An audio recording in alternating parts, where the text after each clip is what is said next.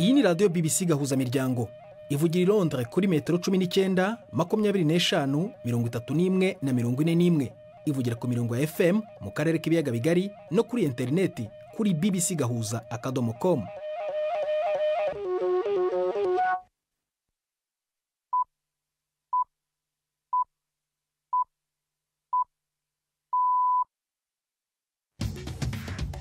Muri studio muri kumwe na Prudence Ngiyumva. Wiriwe uteze amatwi BBC gahuza miryango aho uri hose ku isi, kaze kuri radio, kuri Facebook live mu buryo bw'amashusho kuri bbcgahuza.com no ku mirongo migufi ya shortwave. Urwego rwa leta y'u Rwanda rukora iperereza mu by'imari FIC mu mpine z'icyongereza rwatangaje ibihano byafatiwe abanyarwanda 25 rurega kuba mu mitwe y'iterabwoba cyangwa kuri tera inkunga. Barimo na Theogene Rudasingwa wahoze ari umujyanama mu biro bya Perezida Paul Kagame. Abivugaho iki? Ibintu se bisohoka i Kigali umuntu abyakira nk'ukuntu biba bije, kuko ni nka serwakira, ibintu biba bidafite ishingiro. Amasaha atageze no kuri 28 leta ya Repubulika ya Demokarasi ya Kongo n'umutwe we bahanganye wa M23 bumvikanye amasezerano no kugenzura ibihe by'agahenge, batangiye kwitana ba mwana. Iyo baduteye mu gitondo cya none badutera ahantu hatatu ahitwa Kadasomwa muri teritwari ya Warikare, badutera Irumbishi naho ni muri Warikare, badutera Gasake ho ni muri Masisi. Hari navugwa mu mikino muri biganiro bibona nini Iradukunda.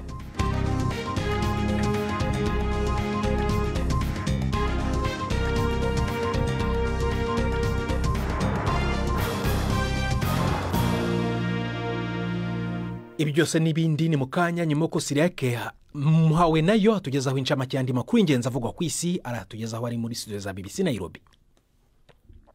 Muri Gaza abantu bariko barabika imfungurwa kubera ibiciro biriko biraduga cyane, no mu gihe hari ubwoba ko ihagarikwa ry'intambara ridashobora kuramba. Umudandaza Wihan Yunis yabwiye BBC ko buri muntu afite ubwoba ko itangwa ry'imfashanyo rishobora guhagarara. Abategetsi ba Israel bavuga ko urubero rwa Rafa mu bumanuko rutugururirwa imodoka zijanye imfashanyo uyu munsi, naho hari ziriko zirinjira ziciye mu bindi bibanza. Israel yamaze kugabisha ko izogabanya izo fashanyo mu gihe Hamas itotanga ibiziga by'abari bagizwe ingwati bisigaye muri Gaza. Israel ubu iramaze gusubiza ibindi biziga 45 by'abanyepalestine muri Gaza mu kubahiriza amasezerano yo guhanahana abari bafashwe ku mpande zose. Kenya yatangaje imisi ndwi yo kugandarira uwahoze ari umushikiranganje wa mbere Raila Odinga mu gihugu cyose yitavye Imana afise imyaka 80. Perezida William Ruto yavuze ko yari gihangange muri demokrasi, akaba yari n'inzirabwoba mu guharanira ukwishira n'ukwizana.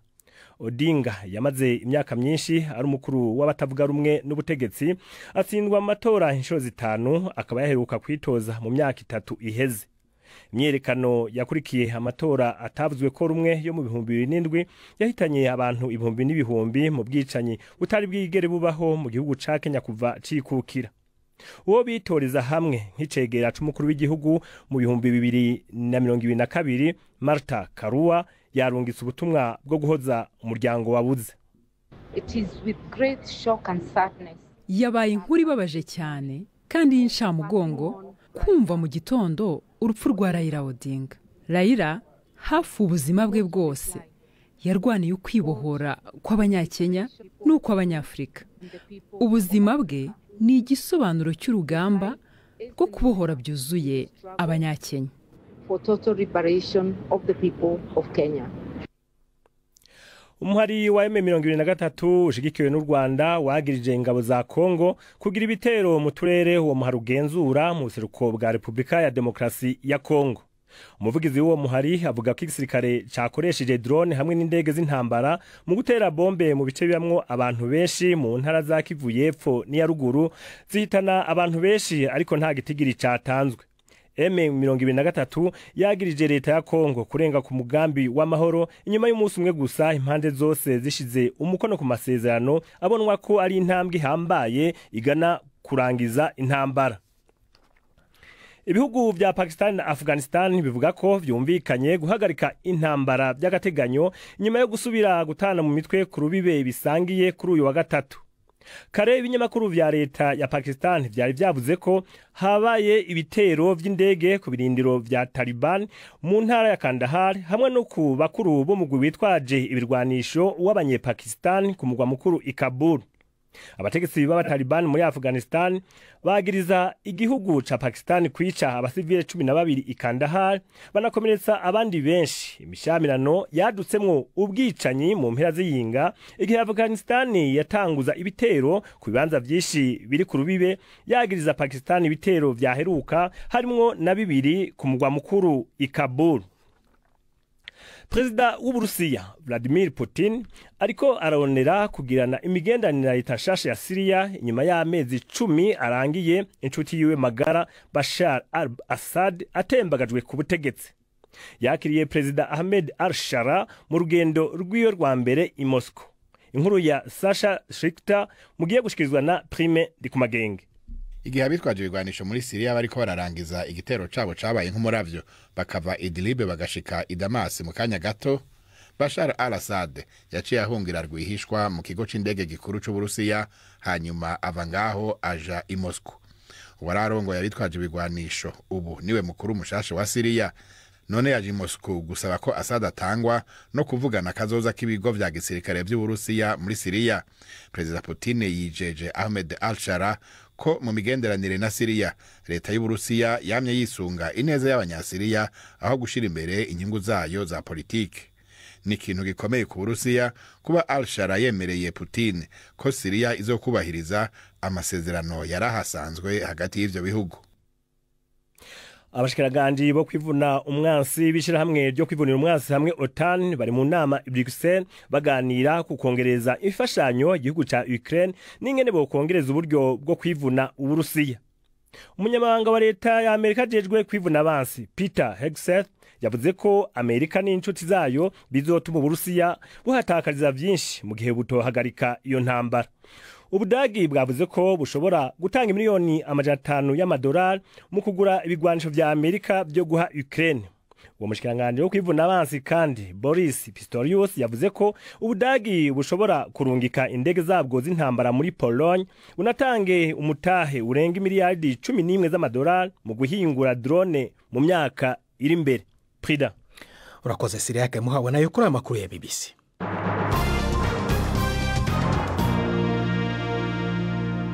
Ikaze ku makuru arambuye duhera mu Rwanda. Urwego rwa leta rw'iperereza mu by'imari FIC mu mpine rwatangaje ibihano byafatiwe abanyarwanda 25 rurega kuba mu mitwe y'iterabwoba cyangwa barishyigikira mu buryo bw'imari. Barimo abahoze mu buyobozi bukuru bwa politike nka Theogene Rudasingwa n'ubw'ingabo z'igihugu nka Kayumba Nyamwasa, ariko ubu bari mu buhungiro. Harimo kandi n'abahoze mu gisirikare cya leta y'uwahoze ari Perezida Juvenal Habyarimana, ubu bari mu mutwe w'inyeshyamba za FDLR. Iki cyemezo kibuza buri wese kuba yagira icyo akorana n'aba bantu mu rwego rw'imari ndetse n'imitungo yabo ibonetse igafatirwa. Inkuru ya Jean Claude Mwambutsi, Kigali. Urutonde rwashyizwe hanze n'ikigo cy'ubutasi mu by'imari Financial Intelligence Center rugaragaraho abantu 25 barimo umugore umwe, Lieutenant General Gaston Iyamuremye uzwi nanone nka Victor Byiringiro, imyaka 76, yamenyekanye mu mutwe wa FDLR akaba ari nawe unawuyoboye.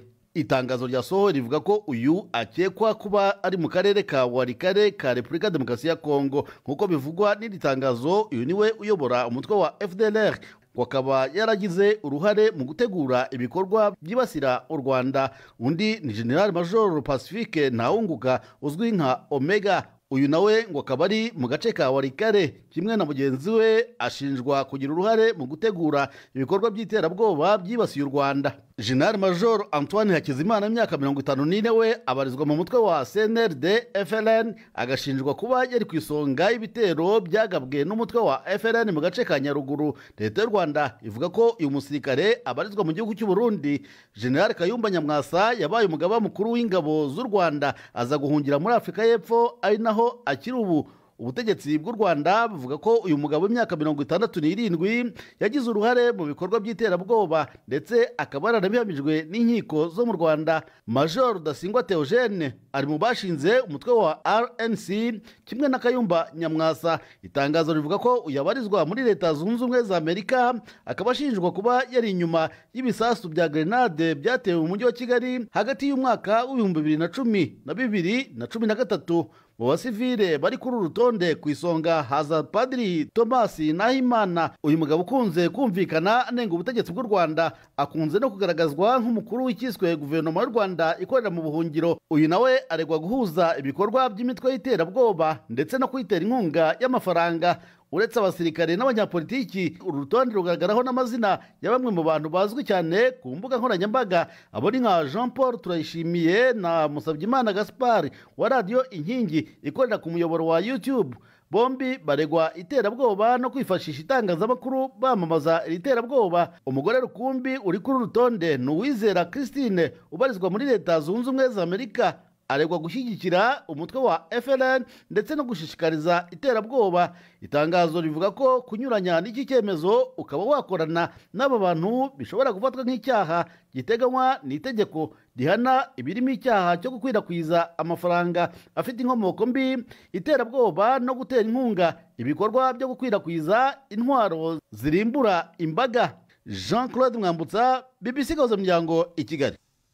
Urakoze Mwambutsa. Twagerageje kuvugisha umuyobozi wa FIC nyirizina adusubiza mu butumwa kuri WhatsApp ko ayandi makuru ari ku rubuga rwabo rwa internet. Ariko twavuganye n'umwe mu bavugwa muri uru rutonde, Theogene Rudasingwa uri Washington, akaba ayobora ishyaka Rwanda Freedom Movement Ishakwe. Ibintu se bisohoka i Kigali umuntu abyakira nk'ukuntu biba bije, kuko nka serwakira ibintu biba bidafite ishingiro, bakagira batyo bagashishimura nyine ilisiti iteye kuriya, bavuga ko abantu bakora ibikorwa by'iterabwoba, ibintu bidafite ishingiro. Kuri jyewe rero mu by'ukuri mbifata nk'ibisanzwe, uretse ko biba bitangaje nyine kuba leta yakora ibintu birimo amafuti nka biriya, ibinyoma gusa. Uravuga ko ubifata nk'ibisanzwe, ariko ni ibintu bimeze nk'ibikomeye kuko barabashinja kuba abaterabwoba. Ariko wibuke ko jyewe bankatiye muri 2011 ngira ngo bankatiye imyaka, ubu ngendana igifungo bankatiye cy'imyaka 24, kandi nibyo baturegaga icyo gihe ko tukora ibikorwa nka bene ibyo ngibyo. Ariko murabizi, ngira ngo mugomba kuba babisamiye, abanyarwanda benshi barabizi ndetse n'abanyamahanga barabisomye uko bashaka kunyica. None se umuntu ugukatira imyaka 24 agashaka kukwica, kuba yakwandikaho noneho ibyo ngibyo ko ukora ibikorwa by'iterabwoba? Ariko nyine tuzabikurikirana. Uretse ko umuntu atashakisha ubutabera mu Rwanda, ntiwabushakisha mu Rwanda kuko ntibubayo. Ahubwo iyo leta itorega ibyo ngibyo niyo ahubwo ikora ibikorwa by'iterabwoba, uretse mu Rwanda ndetse no mu karere. Kuba bafashe icyemezo cyo kubashyira ku rutonde rushingiye ku baterabwoba, cyane cyane mu rwego rw'ubukungu, se hari imitungo mufite mu Rwanda cyangwa se iyo mufite muri Leta Zunze Ubumwe za Amerika mufite impungenge ko ishobora gufatirwa? Uretse ko iyo mitungo nta niyo dufite, iyo twari dufite mu Rwanda barayitwaye. Ariko no hanze aha ngaha n'icyo gihe bankatira imyaka 24 muri 2010 bari bohereje ibyo bita extradition, impapuro z'amategeko zisaba ko wakurwa aho uri ukajyanwa mu Rwanda. Ibyo rero leta y'inaha ngaha yabiciye amazi kuko nta shingiro byari bifite, n'ibintu bishingiye kuri politike nyine mbi y'u Rwanda. Ibyo rero ntabwo ari leta y'inaha ngaha, hirya no hino ku isi ntabwo bigeze babishyiramo uburemere, ntabwo bigeze badufata ngo badusubizeyo. N'ibyo ngibyo rero banditse badushyira urwo rutonde, niko bizagenda kuko ntawe uzabiha agaciro. Ariko ngira ngo biba hariho leta ya mbere, ubu leta yarahindutse, ntabwo se n'ibyemezo bishobora guhinduka? Ndavuga muri Leta Zunze Ubumwe za Amerika. Nubwo urebye mu by'ukuri bigomba kuba ari byo Kagame atekereza, ariko ntabwo leta zindi ahangaha niyo zihindutse iracyari leta igendera ku mategeko. Ku rutonde rwasohowe ruriho amazina menshi harimo n'iryawe, harimo n'umwirondoro w'abamwe muri abagize uru rutonde nka nimero za pasiporo cyangwa se abafite ubuhunzi, hariho nimero z'amakarita y'ubuhunzi bwabo. Nta mpungenge ufite ko bishobora kugukumira mu ngendo zawe wowe usanzwe ukora? Oya, na gato rwose, na gato, nta kizigera nta mpamvu ngewe mbona nshobora kudindira mu bikorwa byo nkorwa, nta bikorwa bibi byo nkora. Eugene Rudasingwa, tugeze ku saa 12 zirenzeho iminota 45 mu Rwanda no mu Burundi. Mu kanya turagaruka ku makuru arambuye. Iyi ni BBC Gahuza, yumva no kuri bbcgahuza.com cyangwa kuri Facebook live mu buryo bw'amashusho. Ndi Prudence Ngiyumva. Samirana radio yacu dukunda. Ibiganiro vya BBC kuri radio Humuriza mu Burundi ni ku murongo wa FM 99 n'ibice bitandatu. BBC Gahuza Miryango. Tugaruke ku nkuru twabagejeje ejo hashize y'amasezerano hagati y'intumwa za Repubulika ya Demokarasi ya Kongo n'abarwanyi b'umutwe wa M23. N'ubwumvikane bushyiraho urwego rugizwe n'abahagarariye impande zombi bazagenzura ukurenga ku gahenge k'amahoro. Ariko hadashize n'amasaha 28 bumvikaniye i Doha muri Katari, umutwe wa M23 wamaze gushinja Kinshasa kugaba ibitero ku barwanyi bawo. Mu itangazo M23 yasohoye iravuga ko yatewe muri Masisi na Walikale. Umuvugizi wayo ni Oscar Barinda, tukaba twavuganye mu kanya ntangira mubaza ibikubiye mu masezerano bumvikanye. Ku munsi w'ejo tariki 14 z'ukwezi kwa 10 2025 twashyize umukono ku masezerano yo kubahiriza agahenge karambye. Muziko kari muri ya masezerano fatizo twashyizeho umukono kuri 19 ukwezi kwa 7 declaration de principe. Karaka kabiri kubahiriza agahenge karambye. Rero ejo twashyize umukono ku buryo tugiye kubahiriza, dushyiraho n'akanama kazagenzura no gukurikirana ibyako gahenge kugira ngo tugire amahoro arambye, kugira ngo noneho tujye muri bya biganiro nyakuri byagomba gutangira ku itariki ya 8 z'ukwezi kwa 8. Ubwo ako kanama kazaba kagizwe n'abande? Akanama kazaba karimo abantu umubare ungana wa leta ya Kongo na AFC, hakiyongeraho abantu bazava muri EGVM, ariko kanama gashinzwe ubugenzuzi muri ICGLR, umuryango w'ibiyaga bigari. Hazaba harimo MONUSCO ariko ifasha cyane mu rwego rwa logistique. Hazaba harimo n'intumwa za biriya bihugu bidufasha, harimo intumwa ya Qatar, harimo umuryango w'abibumbye, harimo ndetse na Amerika nka observers, indorerezi. Muravuga ko ayo masezerano ari ayo gushaka kureba uko agahenge gakurikizwa. Ariko ubu tuvugana ku wa gatatu haravugwa imirwano, guverinoma irimo irabashinja ko abarwanyi banyu ngo bateye bongeye gutera kandi. Nibo baduteye mu gitondo cya none, bohereje indege za Sukhoi 25 na za drone badutera ahantu hatatu ahitwa Kadasomwa muri teritwari ya Walikale, badutera Irumbishi naho ni muri Walikale, badutera Gasake ho ni muri Masisi. Urumva ni ku mpaka wa Masisi na Walikale. Rero nibo baduteye be gutanguranwa kurega. Ako kanama kazaterana nyuma y'iminsi 7 ku itariki 21 z'uku kwezi. Ariko icyo tubahamiriza umunsi nuko baje n'izo ndege zabo na za drone zabo bakajugunya amabombe mu baturage aho hantu hatatu mvuze, ndetse n'ingabo zabo zo ku butaka zigashaka kwasatira ziza mu birindiro byacu. Niba aya masezerano mwagezeho ku itariki 14 nk'uko wari umaze kubivuga, hatarashira n'amasaha 28 akaba atakurikijwe, ubwo ayo masezerano arashinga? Urabona leta ihora ifite umugambi wo kwisubiza utu duce twose twagezemo, kandi ariyo yanatumye tuhagera yuko twebwe tugifata Bunagana kuri tariki 13 z'ukwezi kwa 6 umwaka wa 2022 twabwiye guverinoma tuti twebwe ntabwo tugamije kugera mu bindi bice, ntabwo tugamije kwigarurira ibice, twe turashaka amahoro, mutwemerera ibiganiro by'amahoro tubasubize Bunagana maze tuze twicare nk'abakongomani tuganire. barabyanze rero muziko umukuru w'igihugu kuva icyo gihe yavuze ati ndagacibwa ijosi nkiriho ntabwo nzegera nicarana namwe n'aba bantu ntabwo nzegera nicarana twitaga abateroriste icyo gihe abantu biterabwoba ari inangira niyo mpamvu twagize muri utu duce twose turimo noneho ajya no mu biganiro ariko abizamo bigura intege abizamo nta bushake abifitemo niyo mpamvu buri gihe cyose mbese bitanihuta ngo tugere ku musozo wa ku mahoro arambye muri Kongo. Oscar Barinda umuvugizi wa M23 tukaba twagerageje kuvugisha leta ya Repubulika ya Demokarasi ya Kongo ariko ntabwo biradukundira. Bari hagati ya 10 n'ijana barakomeretse benshi muri bo cyane gose nyuma yaho isinzi ry'abantu ryari ryaje gusezera ubwanyu mu munyepolitike akomeye cyane wo muri Kenya Raila Odinga rishwabadukiye rishaka kuraba isandugu rimutwaye. Itorokanizo ry'amakuru ry'Ubufaransa rivuga ko amenyesha makuru baryo bari kuri ico kibuga babonye abantu benshi bagwa hasi bamwe baravunagurika amagufa hamwe na ruse haba nka 5 zaje gufasha abababaye cyane.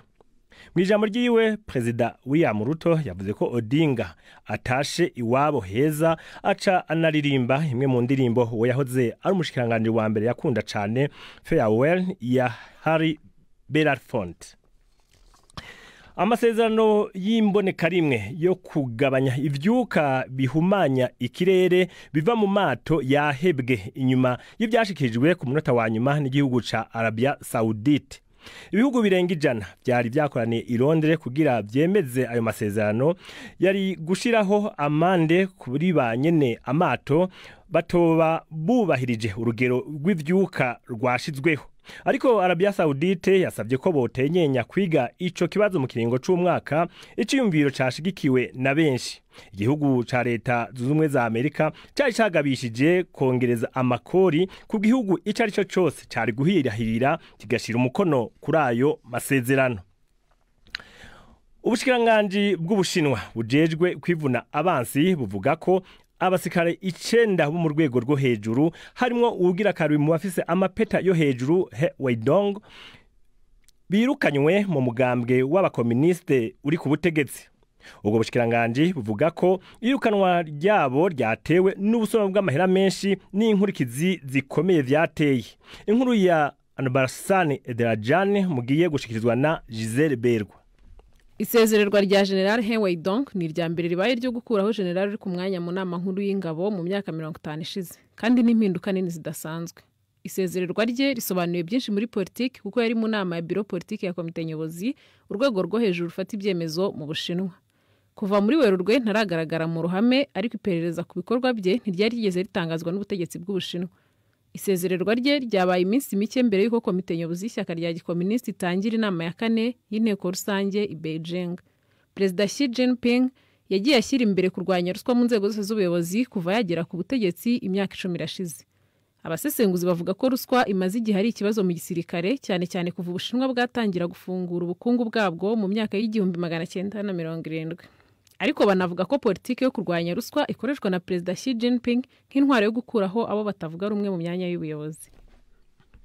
Umucamanza wo muri Pologne yanse kurungika mu Budagi umunye Ukraine aronderwa n'ico gihugu yagirizwa guturisa umuhora wa gaze wa Nord Stream mu 2022 abuza ko gaze y'Uburusiya ishika iburaya. Uwo mucamanza ntiyaciye urubanza rwerekeye ko uwo akekwa k'icaha yagikoze ariko avuga ko gusambura ibikoresho bijaye n'amasoko ntanganguvu by'Uburusiya mu gihe c'intambara ari gikorwa cumvikana. Yavuze ko Volodymyr Zelensky ubu yishira kizana kandi ko igihugu ca Pologne gihegerezwa kumushumbusha ku gahombo yagize. Ubudagi bufise imisi 3 yo kunguruza urwo rubanza. Ishami rya ONU rijejwe imfungurwa kw'isi ritera kamo Israel kurekura imfashanyo zikinjira mu buraruko bwa Gaza aho inzira yo kurubibe ngira kamaro cyane icugawe naho habaye ihagarikwa ry'intambara. Mu kwezi k'umunani haratangajwe ikigoyi mu buraruko bwa Gaza. Ubu naho PAM ivuga ko naho imfungurwa nyinshi ziriko zirinjira mu bumanuko itarashobora gutangura kuzikwiragiza mu buraruko. Inkuru ya Imogen Fox mugiye gushikirizwa na Latifa Mutesi. inkunga yinjira mu majyepfo ya Gaza imaze kwiyongera aho muri iki cyumweru hinjiye impuzandengo y'amatoni 560 buri munsi. Amashyirahamwe y'umuryango w'abibumbye avuga ko iyo nkunga idahagije kandi kitagera ku bayikeneye kurusha abandi. Mu majyaruguru ya Gaza Isiraheli yacyafunze ahantu habiri h'ingenzi ho kwambukira. Gukomeza gufunga izo nzira bivuze ko abaturage bo muri ako gace aho inzara yemejwe mu kwezi kwa Kanama batabona uko bagezweho ibiribwa bihagije. Amashyirahamwe atanga inkunga aracyahura n'imbogamizi zikomeye zo kugeza ibikoresho biturutse mu majyepfo bijya mu majyaruguru kuko imihanda myinshi yashenywe n'intambara indi ikaba itakiri nyabagendwa kuko ikirimo ibisasu bitaraturika. Umuryango w'abibumbye uvuga ko ushobora guhashya inzara ikomeje kwibasira ako gace ariko ngo kugira ngo bigerweho impaka yose ihuza Isiraheli na Gaza igomba gufungurwa kandi inkunga ikiyongera cyane kugira ngo igere ku baturage bose bayikeneye. Perezida Volodymyr Zelensky wa Ukraine ari Washington mu biganiro bikomeye biteganijwe kubahuza na Donald Trump. Iyo nama ibaye inyuma y'umunsi umwe Trump avuganye na Vladimir Putin kuri telefone anemera gutunganya inama izobera muri Hongrie yo kuganira ingene intambara yorangira. Agishika Zelensky yavuze ko Uburusiya buriko bwihutira ameza y'ibiganiro mu ntumbero yo kubuza Amerika guha Ukraine misile zirasakuriza Tomahawk. Ku munsi wa gatanu yarabonanye n'abasarukira Raytheon uruganda ruhingura izo misile. Ariko Trump ntaratomora ko Ukraine izohava ironka izo misile akavuga ko Amerika idashaka ko mu bubiko bwayo hasigara hagaragara. Prida urakoze Siria Kamuhawa nayo kuri amakuru ya BBC.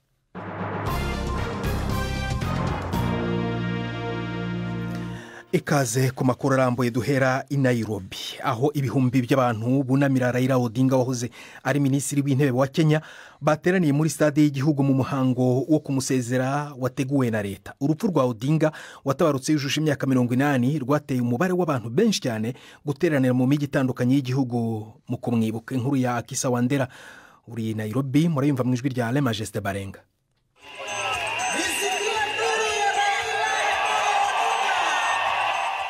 Bari basidukanye n'iyo nkari benshi baje kwibuka uwo bita baba mu Giswahili canke data mu Kirundi. Bari bafise amashami n'udukoni mu minwe, ikimenyetso cy'umubabaro mu muco w'ubwoko bw'abaluo. Bwana Raila Odinga asanzwe yamukamwo. Ikimodoka rutura ca gisirikare cazungurutse ikibuga aho umubiri wa Raila Odinga wari washizwe kugira wunamigwe. Umugigwa usanzwe ukogwa mu guhicubahiro uwo yahoze ari umushikiranganje wa mbere. Naisinzi y'abakunzi yo amenyekanye imyaka myinshi muri Kenya mu batavuga rumwe n'ubutegetsi barangwa n'amarira n'amaborogo mu gusezera uwabo. Bwana Raila Odinga yari umwe mu banyepolitike bafise ijambo rikomeye cyane mu gihugu ca Kenya. Yigeze kwiyamamariza kuba umukuru w'igihugu inshuro 5 zose ariko ntiyashoboye gutsinda aho yamaze imyaka myinshi arongoye abatavuga rumwe n'ubutegetsi muri Kenya. Raila yarazwi cyane nk'umwe mu banyepolitike bakunda ibiganiro no gutorera amatati hadakoreshejwe ingimba, aho yagizwe akatari gake umuhuza matati haba mu karere ka Afrika y'ubuseruko canke ku rwego rwa Afrika yose. Amabanga yayihawe n'ishiramwe ry'umwe bwa Afrika New African. Mu baje kumunamira ubwa nyuma hari abaje bava mu mahanga harimo abakuru b'ibihugu bo mu karere n'abaseruka ibihugu byabo mu gihugu ca Kenya. Umutekano wowo wari wakajijwe cyane no munsi nyuma yuko habaye intureka ivuye ku bantu benshi bari bitabiriye umuhango wo kunamira Bwana Odinga aho umubiri wiwe wari washizwe ku munsi wa kane. Kwera ubwinshi bwabo bikaba byari byagoye inzego z'umutekano gushiraho urutonde kubera umusenukano n'ubwinshi bw'abari baje kumwunamira, aho byabaye ngombwa ko igipolisi gikoresha ibyotsi bijyana mu maso hamwe n'amasasi yica bituma abantu batatu bitaba Imana. Bitegekanje ko abifuza gusezera ubwa nyuma Raila Odinga bazohabwa akanya imbere yuko Bwana Raila Odinga aja no guhambana iteka mu rugo rw'iyo kavukira mu burengero bwa Kenya ku munsi w'Imana uza. Inkuru ya Akisa Wandera. Inzira y'ingenzi y'umupaka wa Afghanistan na Pakistan yafunguwe by'agateganyo mu guha abanyafghanistan magana uburyo bwo kugaruka iwabo. Imipaka yose yafunzwe mu gihe hafi cy'icyumweru kubera imirwano hagati y'ibihugu byombi. Inkuru ya Ambarsane Terajani muragezwaho na Felenga Kwaye. Umutegetsi w'Abatalibani yavuze yuko abantu bakomeje kuza baca mu muhanda wa Spin Boldak benshi bakaba ari abimukira b'abanyafghanistan birukanywe muri Pakistan. amasezerano yo guhagarika imirwano yagombaga kumara amasaha 48 none yarangiye. Nta tangazo ryari ryashyirwa ahagaragara rivuga yuko icyo gihe gishobora kongerwa, gusa nta bimenyetso bigaragaza yuko hari imirwano mishya ishobora kwaduka. Abategetsi bo muri Afghanistan bavuze yuko hari intumwa zabo zizajya muri Qatar kugirana ibiganiro na bagenzi babo bo muri Pakistan. Pakistan ariko nta kirabivugaho. Iyi mirwano mishya yadutse nyuma yaho Islamabad iregeye Kabul guha ubuhungiro intagondwa z'abayisilamu zishaka kugaba ibitero ku bashinzwe umutekano muri Pakistan. Mu byumweru bishize hari abantu babarirwa mu mirongo baguye muri iyo mirwano. Nubwo ibi bihugu byombi byigeze kurwana, iyi mirwano mishyashya nibaye mibi kurusha iyindi yabaye mu myaka ishize. Tujya mu Burundi aho abanyagihugu muri komine ya Gisuru bakomeje kwitabira ubuhinzi bwa kijyambere, bafatira urugero ku mugiraneza w'umunyamerika uba muri iyo komine. Umunyamerika uzwi nka Daniel Johnson iyo avuga ko iyo abonye umusaruro awugaburira abana barenga 300 bagendana ubumuga bwo kutumva no kutavuga biga mu ishuri yashinze. Bimwe mu byahinga rero birimo inanasi, ibitoki n'ikawa. Ibyo bikaba bifasha abahatuye kubona akazi gatunga ingo zabo. Ni inkuru ya Patrick Waso. Aha turigo turagendura imirima ya kijambere iri ku mutumba na komine Gisuru. Iyi mirima itotahaye ni y'umugira neza Daniel Johnson iri ku mahegitari arenga 200.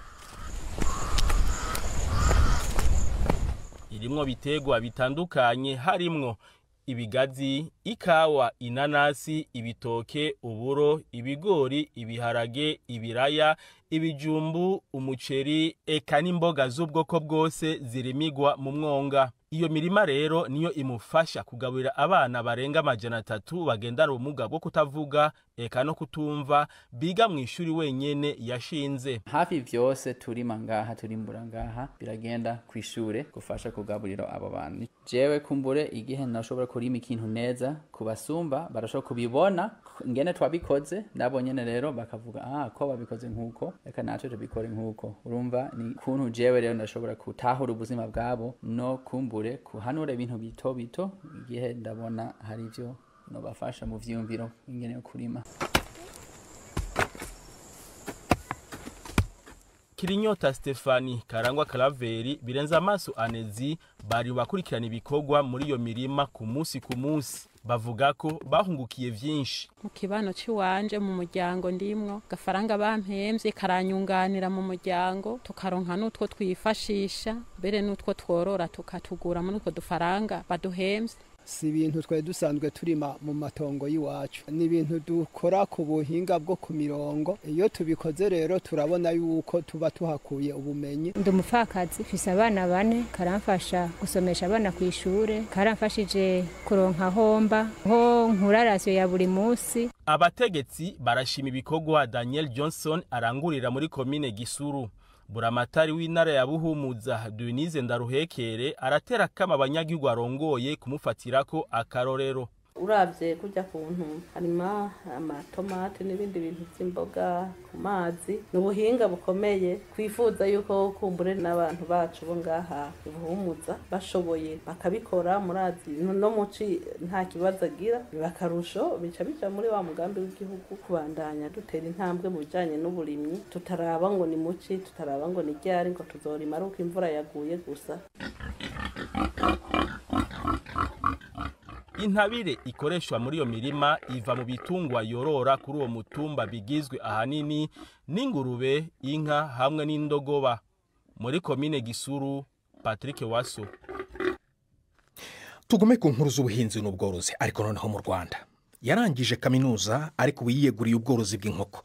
Uti byagenze gute? Nyuma yo kurangiza amashuri mu icungamutungo akabura akazi, Clemence Murekatete mu ntara y'Amajyepfo avuga ko yatangiranye inkoko nke byo kwanga kwica ntacyo akora, kwicara ntacyo akora. Nyuma y'imyaka 5 y'ubu bworozi bw'amatungo magufi ubu ngo yiyemeje kubukora by'umwuga uhoraho. Kuba Clemence wa wundi wesaga nk'uwabuze akazi burundu ariko ntakabone, ageze ku rwego rwo gutanga ibyo yasabaga abandi akabibura, avuga ko ashaka ko biba urugero ku bandi ndetse bikanababera intege. Jean Claude Mwambutsa yaramusuye adutegurira iyi nkuru. ahandi ni mu murenge wa Mukura w'akarere ka Huye. Nasuye umworozi w'inkoko Clemence Murekatete. Imbere yanjye ndabona inkoko nyinshi uhereye kuzikuze zigeze igihe cyo kubagwa ndetse n'imishwi imaze umunsi umwe ivutse. Murekatete avuga ko yatangiye umushinga kubera uburakari yatewe no kubura akazi mu gihe yari arangije amashuri ya kaminuza. Naranditse ndakora ibizamini numva kuko urumva imyanya niba ari umwe tukawupiganirwa turi abantu bangahe uw'amahirwe ubundi niwe ukabona. Mbona ko n'ubundi guhora umuntu ashaka akazi ntakabone, mbona naguma ndindira cyane ntegereje gukorera abandi. Nigira inama yuko nanjye natangira nkahera kuri bike nkareba ko bikunda. Murekatete avuga ko yatangiranye inkoko abarira muri mirongo nazo zavuye mu dufaranga duke yasigamaga ku nguzanyo yo kwiga izwi nka bourse. Kuri ubu avuga ko afite izisaga 3,000 kandi nyinshi ngo nizo yagurishije. Ubworozi bwa Clemence bugamije isoko kuko yorora izitanga inyama, izitanga amagi ndetse n'izishobora gutanga byombi. Kugira ngo agere ku musaruro ariko bimusaba kwiyuha kuya kuko inkoko zikiza z'umunsi umwe ubundi genda demara.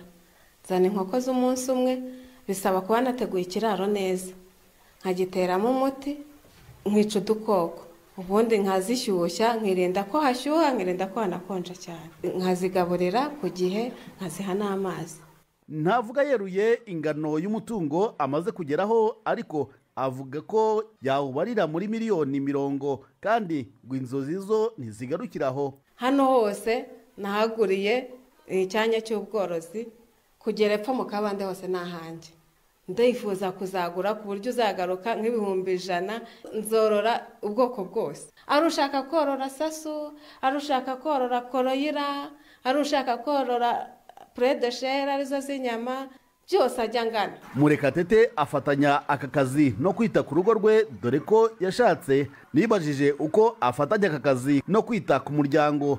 Ikibazo nkibaza umugabo we Gedeon Shimwa. Ibintu byose ko umuntu ari gahunda aba yihaye, ntabwo ari akazi gasaba kurara amajoro, akazi gasaba iki. Iyo ari ngombwa arazinduka nk'ibisanzwe akajya mu kazi ke, nanjye mba ndi mu bindi tukahurira mu rugo. Yaba atabaje no kujyayo nkajyayo, nkasimbuka nkajyayo nkamurebera kuko hari imirimo wa mugana abagore baba bakora igiye itandukanye, ariko ntabwo icyo gihe agomba kubijyamo wenyine ngo abyizirikemo. Ndasimbuka nkamureberera nawe akaba akora indi yo mu rugo, cyangwa se yaba hari nanjye nkaba ngira iyo mu rugo nkora tukahuza. Nyuma y'imyaka 5 Murekatete avuga ko agiye kwagura ibikorwa bye kurushaho. Warateganya kubaka ibagiro rigezweho kugira ngo ajye acuruza inkoko zibaze. Ngo arifuza no gukora uruganda rutunganya ibiryo by'amatungo kuko ari bimwe mu bimugora kuboneka. Ibi bikaba nabyo bizamwongerera ishoramari kuko azabigurisha no ku bandi borozi. Uyu watangiye byo gushakisha akazi kuri ubu ngo asanga afite ibyo gukora bitagira umupaka. Jean Claude Mwambutsa, BBC Gahuza Miryango, Ihuye mu majyepfo y'u Rwanda. Muganga uyu munsi turajya mu Burundi ahamaze igihe havugwa indwara ya kolera yasubiye kuhaduka. Indwara yabaye karande imaze imyaka ikabakaba 50 ivugwa mu Burundi, ariko se kuki itarandurwa burundu? Ni kimwe mu bibazo umugenzi wanjye Prudent ku Magenge abaza muganga.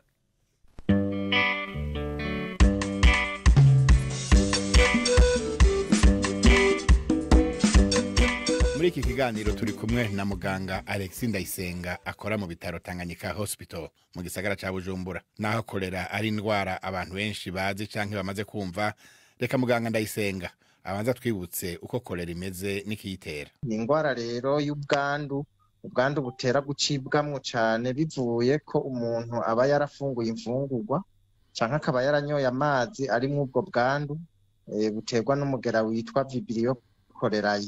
No kuvuga rero mu kwandura cyangwa mu kwandukirwa bica mu kanwa. Mu by'ukuri umuntu bisaba yuko aba yarafunguye imfungurwa cyangwa akaba yaranyoye amazi yanduye cyangwa bikavana nk'umuntu yakoranye mu ntoke n'umuntu asanzwe afite iyo ndwara, hama ntibiheze ngo bishoboke yuko akaraba n'amazi meza n'isabune aho naho nyine wumva arashobora kuyandura mu gihe aciye aza gukora nko mu kanwa canke agakora ku mfungurwa aza kwihereza. Iyo ndwara mu Burundi rero yateye bwa mbere mu 1978 inyuma y'imyaka 45 canke irenga 45 n'ubu iracavugwa. Iri mu ndwara menga muvuga mu gifaransa ko ari maladie endemique. Sinzi ko mu Kirundi umuntu yavuga ati ni indwara yashinze imizi. Mudusobanurire indwara endemique canke maladie endemique no kuvuga iki? Aho ni mu rurimi rw'igifaransa, no kuvuga mu Kirundi no kuvuga ni indwara iguma yibonekeza imyaka yose itigera ihera. Mu bisanzwe hariho icyo babanza kwita indwara epidemique, no kuvuga hari ibiharuro bafatira ko bakavuga ati iyo ndwara yateye epidemi canke mu Kirundi ivyo bita ikiza. Hama mu gihe rero ico kiza kidahise gihera ubwo nyene bikaguma vyibonekeza niho bavyita maladie endemique, no kuvuga indwara iguma yigarukiriza ubudahera. None uwo mugero uyitera mwavuze kugira ngo umuje urasubira kwandukira abantu winyegeza hehe, uburi hehe mu gihe iyo ndwara itaba yateye? Ni kuvuga mw'ico gihe indwara ibiri hajya mu buzu bwa sugumwe, hama ugasanga kumbure kubera ibintu vy'imyuzurira canke ibintu vy'uko abantu baza barihereza amazi atari meza, iyo ndwara bagaheza bakayandura. Bivuze ko uwo mugera rero uri aho hanze mu bidukikije ntushobora kuhapfira uguma uri muzima. Umuntu niwe abika uwo mugera muri we, hama akaza arawushira mw'ivyo bibanza nababariye, hama abantu nabo kumbure mu gufata ibintu biba vyaciye aho hantu bagaca baheza bakandura ubwo bwandu bw'iyo ndwara. None bisigura yuko uwo mugera urashobora kuguma mu muntu atagwaye, mugabo umunsi umwe nk'uko muvuze hagize aho yituma wa mugera ugaca ukwiragira hanze. Egome, umuntu arashobora kugendana uwo mugera ntagire ibimenyetso vy'indwara. Hariho ibice bitari bito abantu bandura uwo mugera bakaguma bawugendana canke bakagira utumenyetso duto duto icyo twita mu gifaransa les symptômes bene, ku buryo bitamutera amakenga ngo arinde no kuja kwa muganga. Uwo mugera mugabo uwo muntu wewe aguma wanduza igihe hose agiye kwitabarira ahantu, uwo mugera arawusigaho. Nkurikije insiguro muriko muraduha no kuvuga ko mugera ntushaka kurandurwa ngo uhere mu Burundi ntizosubire kumva havuga korera nkuko bishika no kuzindi ndwara. Birashoboka yuko uranduranwa n'imizi ahanini no kuraba ibijanye n'isuku, hagakwiragizwa amazi meza ahantu hose ku buryo abantu baba bacirukira kuza kunywa amazi bavomye ahantu hariho hose. Mwibi bibanza nyene hakunze kwibonekeza indwara ya kolera, na ahantu usanga hari abantu bakivoma amazi yo mu kiyaga ca Tanganyika canke bagakoresha ayo mazi nyene mu guteka ibintu ntibaheze ngo babihishe, cyangwa ugasanga mbere hari n'abayanwa. Umva mw'ico gihe iyo ndwara biragorana yuko yoranduranwa n'imizi. Kwiranduranwa n'imizi rero nuko haheza hagashigwaho uburyo buboneka bujanye n'amazi meza abantu bihereza, ibijanye n'ubuzu bwa sugumwe bukwije amategeko, ku buryo umuntu naho yoba wufise uwo mugera akaja kwitabara biherera nyene mu kazu ka sugumwe atahandi hantu bishobora guca ngo abandi bantu bashobore kuwandura. Ko umuntu uko bigenda kose haragera igihe bikamuheramwo akavugwa agakira. Mugabe ingorane rero yuko twama mu ngorane z'amazi meza, nico gituma uwo mugera uheza bikagorana kuwurandurana n'imizi. Muganga Alexis Ndayisenga ndashimiye namwe mwese mwaduteze amatwi. Ikiganiro waza muganga cuno musi nakigarukiye nahuta. Murakoze Prime ndiko Magenge na muganga mwaganiragane namwe musoje ibiganiro byacu byo kuri uyu mugoroba. Gusa mbere kuva muri studio nakubwira ko ibihumbi by'abantu bubunamira Raila Odinga wahoze ari minisitiri w'intebe wa Kenya bateraniye muri stade y'igihugu i Nairobi mu muhango wo kumwibuka wateguwe na leta. Senyuba uraharyana weekend nziza.